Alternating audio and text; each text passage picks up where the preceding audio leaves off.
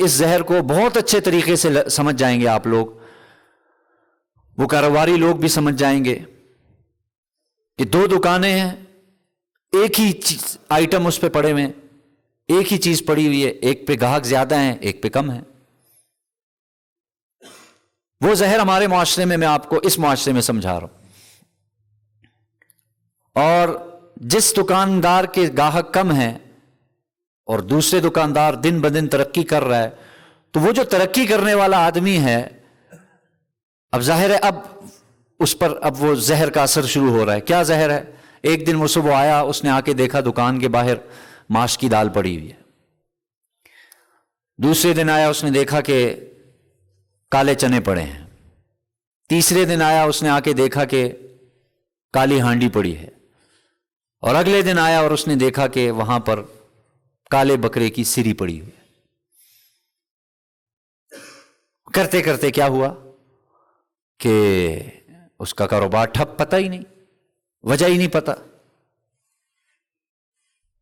پورے رسوخ کے ساتھ آپ سے عرض کر رہا ہوں، عملیات والوں کا اکثر کام، بلکہ زیادہ تر عملیات والوں کی جو دکانیں چل رہی ہیں، وہ صرف ہماری اس ایک بیماری حسد کی وجہ سے۔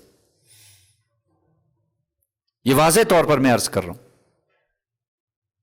ہمارے معاشرے میں اس وقت جو کاروباری عملیات والے ہیں، یہ جو عملیات والے ہیں، ان کی دکان صرف اور صرف ایک بنیاد پہ چل رہی ہے، حسد۔ رشتہ لینے گئے تھے، رشتہ نہیں دیا، نہ کر دی، اچھا ہمیں نہ کیے، ہم دیکھتے ہیں اب اس بچی کے ساتھ رشتہ کون کرتا ہے۔ ظاہر ہے وہ معصوم، اس کو کیا پتا تھا کہ اس قسم کی گراوٹ اخلاقی طور پہ درندہ بن جاتا ہے انسان، کہ ایک رشتے کی نہ ہوئی، اب شروع ہو گئے، دیکھتے ہیں ہم کرے گا کون اس گھر سے رشتہ۔ پہلے تو زبانی کلامی ذلیل کیا، اس کے بعد عملیات والوں کے پاس چلے گئے، بھئی اس کا رشتہ نہیں ہونا چاہیے۔ ایسے معاملات ہم نے دیکھے ہیں، خود سنے ہیں۔ وہ معصوم بچی، نوجوان لڑکی جو ابھی یعنی ایک جوانی کی دہلیز پہ چڑھی ہے،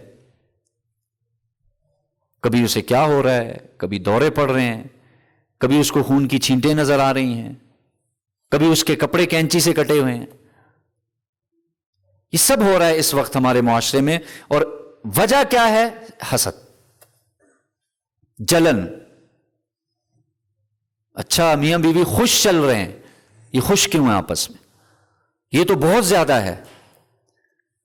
آپ نے دیکھا ہوگا، اور ظاہر ہے ہم سے بھی لوگ بات کرتے ہیں، جی کوئی سمجھ نہیں آ رہی کس وجہ سے جھگڑا ہو رہا ہے۔ بیوی کو کوئی پتہ نہیں کس وجہ سے، وجہ کوئی نہیں پتہ، جھگڑ روز رہے ہیں، لڑائیاں روز ہو رہی ہیں، وجہ کوئی نہیں پتہ۔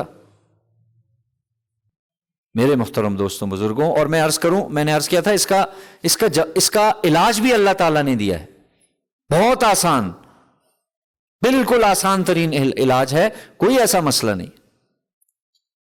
آ گئی دل میں بات، اس کو نکالنا ہے۔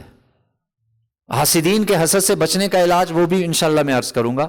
فی الوقت سب سے پہلے جو نعمت دیکھی، لکھا ہے علماء کرام نے، کسی کے پاس نعمت دیکھو، فوراً سب سے پہلی چیز اس پر الحمدللہ کہو، اور پھر جس کو اس نعمت میں دیکھا ہے اس کے لیے دعا کرو۔ بہت مشکل کام ہے دعا کرنا، انتہائی مشکل کام ہے، لیکن آپ ایک دفعہ ہاتھ نہ اٹھائیں، دل سے اللہ آپ کو اس نعمت میں برکت دے دے، اتنی بات کہنی ہے آپ نے۔ اور اگر آپ کا زیادہ دل چاہ رہا ہے کہ آپ کے پاس بھی وہ نعمت آئے، تو اللہ سے مانگے نا تنہائی میں۔ کس نے منع کیا ہے؟ اے اللہ آپ نے اس کو یہ نعمت دی، اے اللہ مجھے تیرے خزانوں میں تو کوئی کمی نہیں، آپ اس کو دے سکتے ہیں، آپ مجھے بھی دے سکتے ہیں، اے اللہ مجھے بھی ایسی نعمت عطا فرما دیجیے۔ اب یہ آپ کا یہ حسد باعث اجر بنتا جائے گا، اب آپ کو اس پر اجر ملتا جائے گا۔ لیکن جس حسد میں ہم مبتلا ہیں، اللہ تعالی حفاظت فرمائے۔ کیا دیندار، کیا بے دین، اچھے اچھے دیندار لوگ، اچھے اچھے نمازی لوگ، اچھے اچھے پرہیزگار لوگ، تہجد گزار لوگ، لیکن اس بیماری میں مبتلا ہے۔ علاج اللہ تعالیٰ نے ہمیں رسول اللہ صلی اللہ علیہ وسلم کی ذات عالی پر نازل کیا، اور قیامت تک یہ علاج، یہی علاج ہے۔ اس کے علاوہ آپ ڈھونڈتے رہیں، پھرتے رہیں، مارے علاج آپ کو نہیں ملے گا۔ یہ واحد علاج جو اللہ تعالیٰ نے دیا ہے، جس کی تلاوت میں نے شروع میں کی ہے سورہ فلق، انشاءاللہ اس کا آئندہ ہفتے ترجمہ بھی بتایا جائے گا، اور انشاءاللہ پھر اس میں علاج بھی آ جائے گا۔ اللہ تعالیٰ سے دعا ہے اللہ تعالیٰ سمجھنے کی، عمل کی توفیق نصیب فرمائے۔